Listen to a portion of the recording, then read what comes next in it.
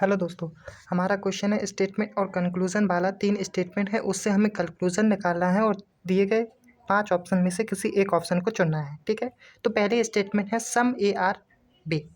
तो हम सबसे पहले ए का सर्कल बनाएंगे और उसमें बी को कुछ ऐड कर देंगे। ठीक है, तो ए और ए बी का सर्किल हो गया, और जो ए पार्ट होगा बीच वाला, ए पार्ट हो गया वो पार्ट जो सम ए बी है।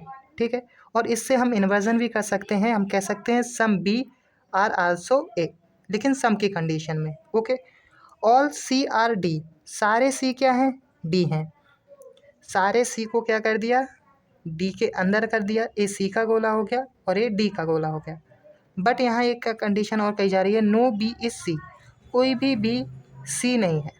ठीक है, तो इस तरीके से डायग्राम बन गया। तो 3 स्टेटमेंट से हमने एक पूरा चार्ट बना दिया है वेन डायग्राम का। अब कंक्लूजन देखते हैं। सम डी आर नॉट बी, क्या कुछ डी बी नहीं है, या सम डी आर बी?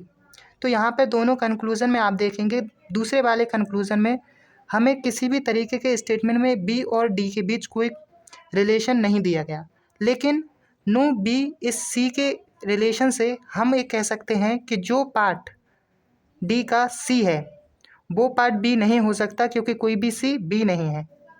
तीसरे वाले स्टेटमेंट में कहा गया है नो बी इज सी, यानी नो सी इज बी।